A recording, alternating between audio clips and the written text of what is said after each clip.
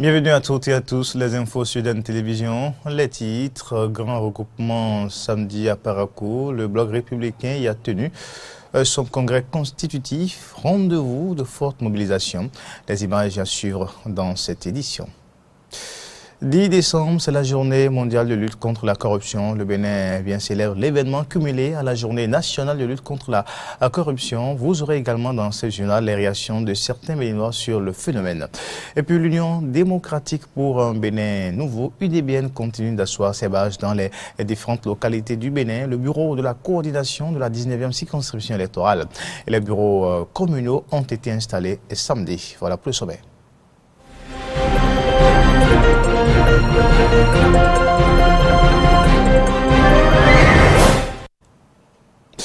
Eden Info, merci de votre fidélité. Mobilisation politique samedi à la place Biogara du Parakou. Le bloc républicain a tenu son congrès constitutif en présence des autorités politico-administratives, des partis frères et amis, mais aussi des congressistes venus de tout le Bénin. Frédéric Espoir Oumambou, Romaric Débauché pour le reportage.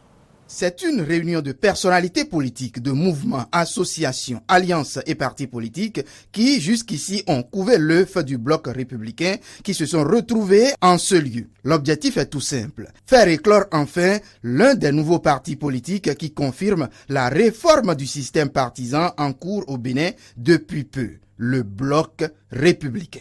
International, qu'une génération béninoise exaspéré par les tares et les imperfections d'un statu quo politique, caractérisé par un système partisan incapable de lui garantir la saine expression des idées politiques pour le bien-être collectif, une génération béninoise digère a pris sur elle la décision courageuse et historique de bousculer l'ordre établi pour exploser ou explorer de nouvelles perspectives.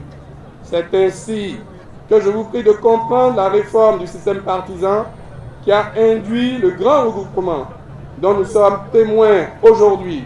L'honneur est revenu à Abdoulaye Biotchane de lancer les travaux du congrès. Occasion pour lui d'appeler les congressistes à travailler pour la naissance d'un parti fort. C'est pourquoi je nous invite, lors des travaux qui vont démarrer dans un instant, à adopter les décisions, résolutions et recommandations qui iront dans le sens d'asseoir les bases d'un parti républicain fort et durable au service de la nation entière. J'ai la certitude que les conclusions de nos travaux permettront au bloc républicain de travailler inlassablement afin que dès le soir des prochaines élections législatives, nous envoyions un message fort à tout le peuple béninois pour dire que le bloc républicain est le premier parti du Bénin. Au terme de plusieurs heures de travaux, des résolutions prises stipulent entre autres ce qui suit. Réunis ce jour à Parakou, avons opéré le choix du libéralisme comme ultime option pour la construction d'un Bénin uni, économiquement prospère, démocratiquement stable, où l'individu est au centre de la création de la richesse de l'État, et l'État un incitateur et un régulateur. Ainsi, nous avons librement convenu de fonder le parti politique Bloc républicain.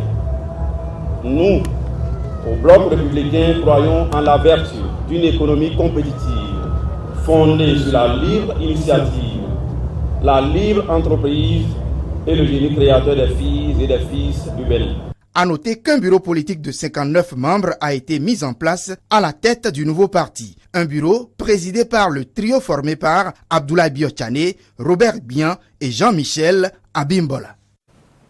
Plusieurs responsables d'autres partis politiques ou leurs représentants ont été invités à la tribune du bloc progressiste. Suivons la déclaration micro de Frédéric Espoir Mambou et Romaric Débauché.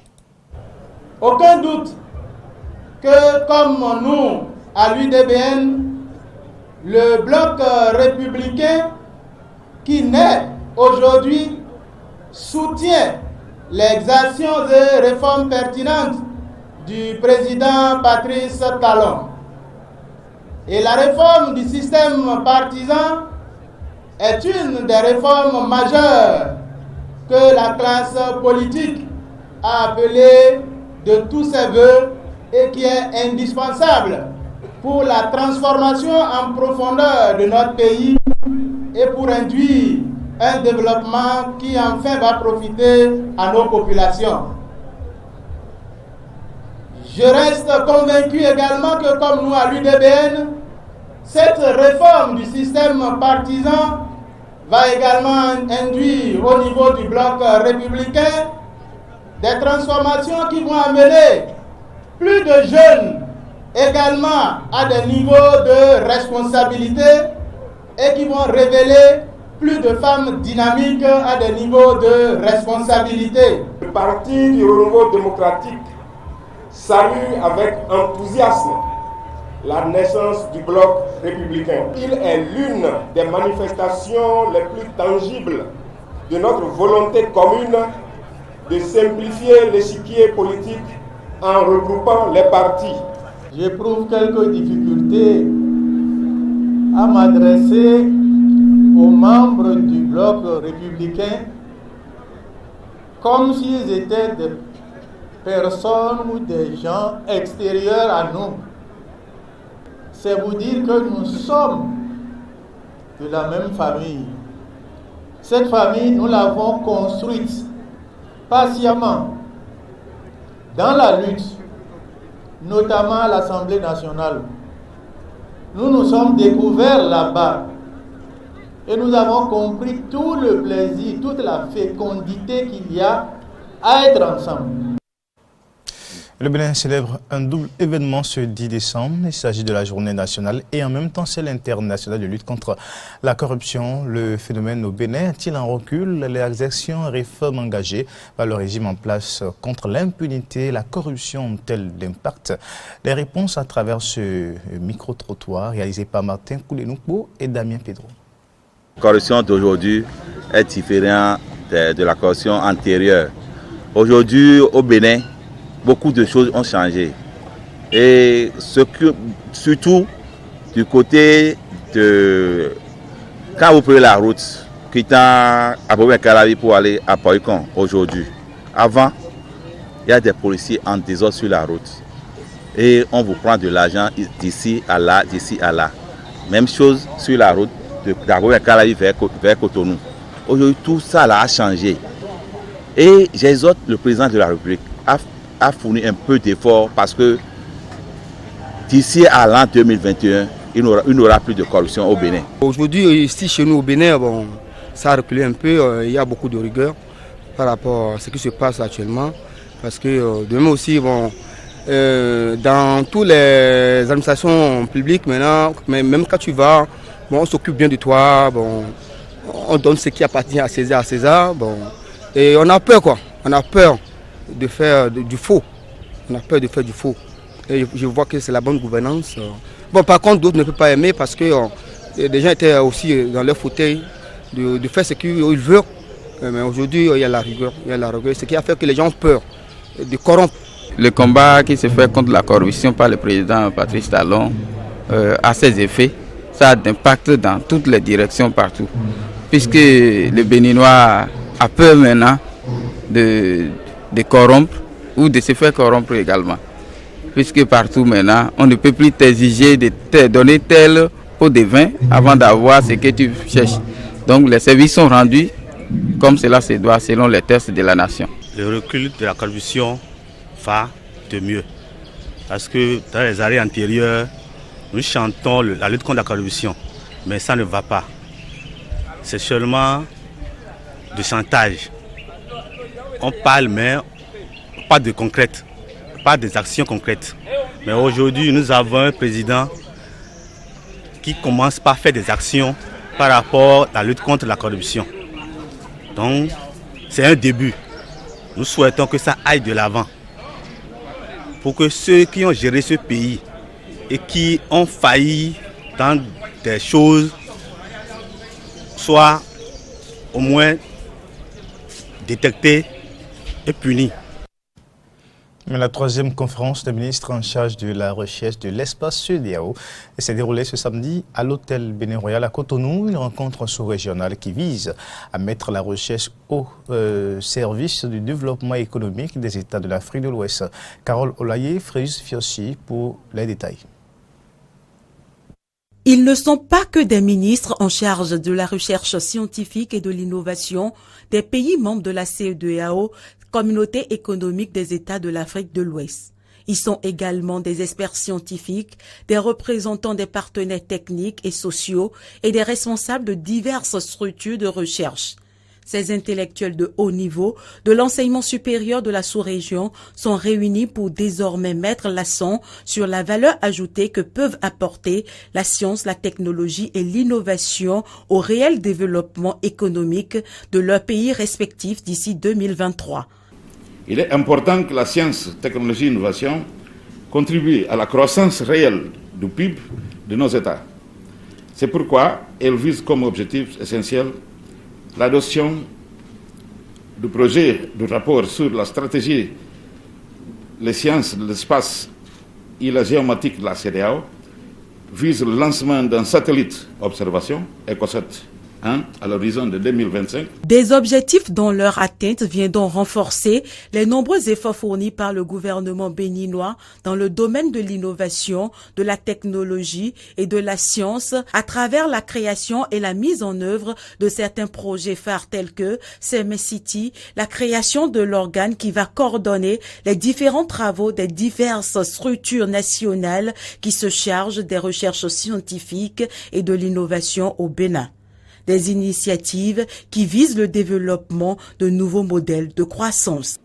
La finalisation de ces grands projets conduira notre pays à une éducation de qualité à travers la recherche et l'innovation, toutes choses qui concourent à donner de la compétence aux jeunes. Nous avons demandé aux experts et expertes de nos différents pays, et réunis depuis le 5 décembre dernier, de mener des réflexions similaires afin de nous proposer des solutions innovantes. Le compte rendu qui m'a été fait par les experts de mon pays augure d'une bonne moisson de propositions allant dans ce sens. Des résolutions qui peinent malgré tout à corriger les insuffisances liées aux productions scientifiques et technologiques dans l'espace CEDEAO.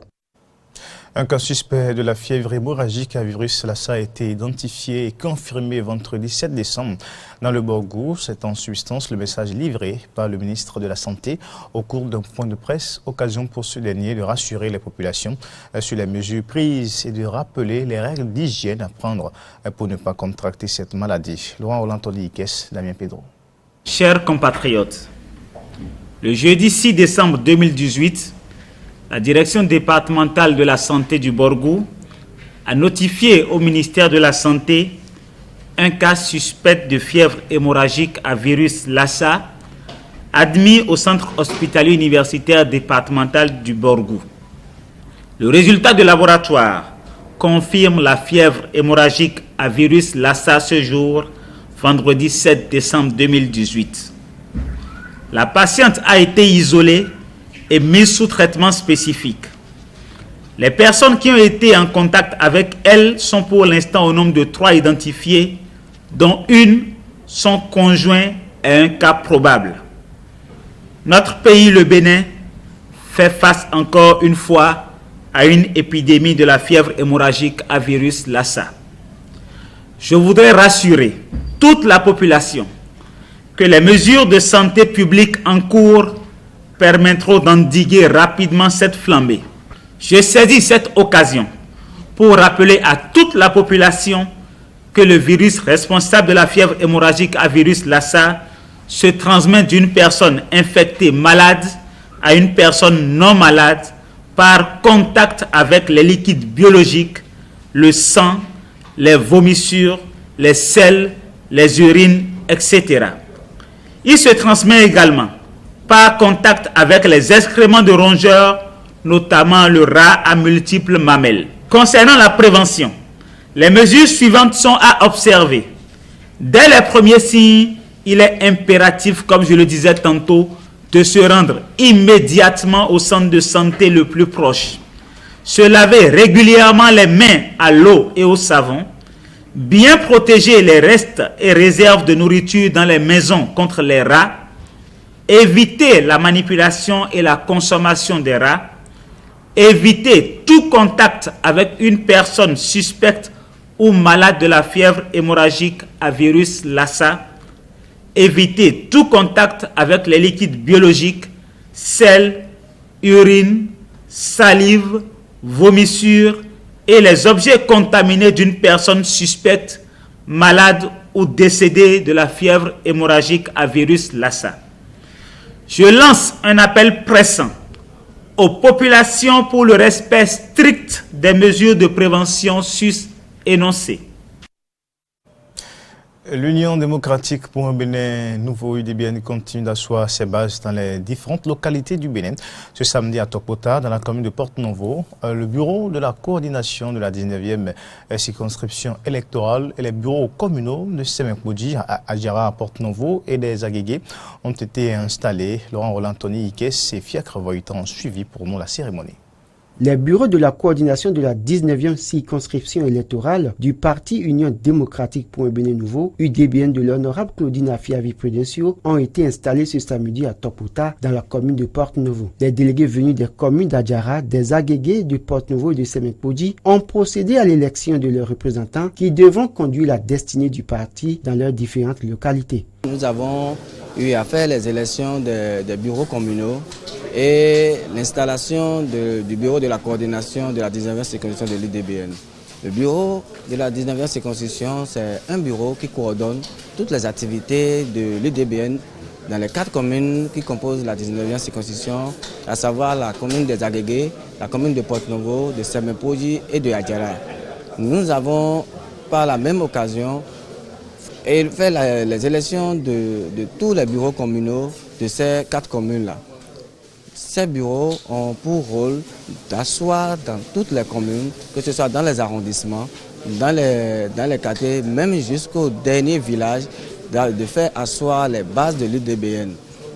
Ce sont ces bureaux-là qui constituent le cheval de bataille pour l'UDBN dans la 19e circonscription électorale.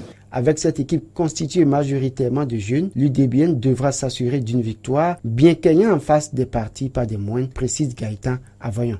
La situation politique de la 19e circonscription aujourd'hui nous donne l'espoir que nous, à l'UDBN, nous allons faire mal. Nous allons faire mal dans le bon sens, c'est-à-dire nous allons couper la part belle du gâteau de la 19e circonscription pour faire rayonner l'UDBN, pour faire gagner l'UDBN sur tous les plans, au niveau des élections législatives, des communales, pourquoi pas des présidentielles.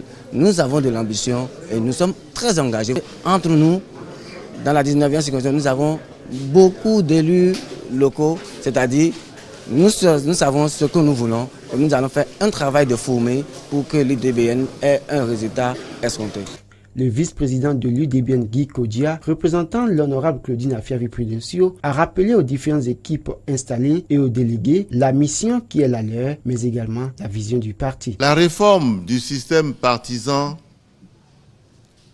demande de notre part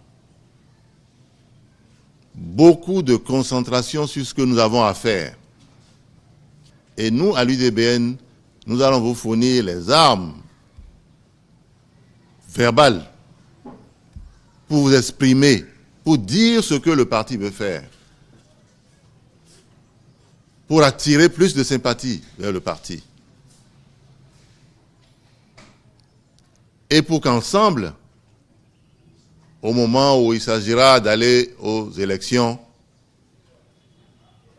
que le parti UDBN montre ce qu'il a pu faire pendant tous ces mois dans la discrétion, en obtenant des résultats spectaculaires. Il est par ailleurs revenu sur l'ambition de la présidente du parti de réunir 15% de l'électorat, bien au-delà des 10% prévus par la charte des partis politiques. L'autorité de régulation des communications électroniques et de la Poste du Bénin ARCEP a travaillé une décision en date du 19 novembre 2018 encadre les tarifs des services de communication électronique vu les nombreuses plaintes des consommateurs des réseaux GSM. Ces derniers jours, cette décision sera-t-elle déjà en vigueur? Suivons ici le reportage pour plus de précisions. La communication par Internet au Bénin coûte-t-elle plus cher depuis quelques jours? À peine activés, les forfaits Internet s'épuisent aussitôt. Des plaintes formulées par des consommateurs activistes des réseaux sociaux. Depuis quelques 2 semaines, on a constaté qu'à chaque fois qu'on active nos datas, nos forfaits, en un rien de temps, les forfaits s'épuisent. Et parfois même sur un certain réseau de GSM, on ne nous avertit plus qu'on a atteint 50% ou 75% de notre forfait actif. Et depuis quelques semaines, on a constaté ça et malheureusement, la semaine dernière, le décret a été publié. Grand fut notre étonnement, même si quelque part on s'y attendait. En effet, l'autorité de régulation des communications électroniques et des postes, ARCEP, à travers la décision numéro 2018-266, sortie le 19 novembre 2018, encadre désormais les tarifs des services de communication électronique fournis par les opérateurs mobiles en République du Bénin. Au niveau de la voix, le tarif de 1 franc la seconde est maintenu, même si les forfaits ne seront plus aussi avantageux qu'avant. Mais qu'au niveau de la data, il y a eu une augmentation de coûts et nous attendons les opérateurs de téléphonie mobile qui nous présentent les nouvelles offres tarifaires pour que nous puissions réellement apprécier pour savoir si ces offres sont toujours profitables pour les consommateurs ou non. À s'en tenir à la décision de l'ARCEP, les opérateurs des réseaux GSM ont 7 jours pour mettre en application les nouvelles offres tarifaires des notifications. Pourtant, voici ce que dit le président de l'association La Voix des consommateurs. Il y a des abus que les opérateurs de téléphonie mobile sont en train de faire parce que les tarifs qui sont toujours en vigueur ne sont plus respectés. Et donc, c'est à bon droit que les consommateurs se plaignent, dénoncent, parce que puisqu'il n'y a pas encore de nouveaux tarifs, il n'y a pas encore de nouvelles offres, c'est les anciens qui doivent être toujours maintenus, même s'il ne reste peut-être que quelques jours pour que les nouvelles offres viennent sur le marché. Il revient donc aux opérateurs de fixer les utilisateurs de téléphonie GSM sur la réalité des coûts actuellement appliqués. Les habitants de la ville Bomé-Calavi s'efforcent au quotidien pour répondre en toute ponctualité à leurs obligations, que ce soit à Cotonou ou à Godomé. Mais l'embouteillage constaté chaque matin constitue un blocage. Comment se débrouillent-ils pour rallier leur lieu de travail? Aristide Setti nous appelle à travers ce constat. Il est 7h34. Nous sommes sur le tronçon Godomé-Cotonou. Un constat tombe bien sous le sens. Une file interminable de véhicules immobiles. Ce constat est identique sur les pistes cyclables où grouille un monde indescriptible d'engins à 2 roues, d'où échappent parfois des bruits assourdissants et des pèses fumées noires. Coups de klaxon et injures s'y mêlent parfois. Difficile donc de circuler, d'évoluer et de rallier son lieu de travail. Embouteillage et bouchons chroniques. C'est le calvaire que vivent au quotidien les usagers, fonctionnaires et autres citoyens qui se doivent de faire le déplacement de Calavi et ses encablures pour Cotonou.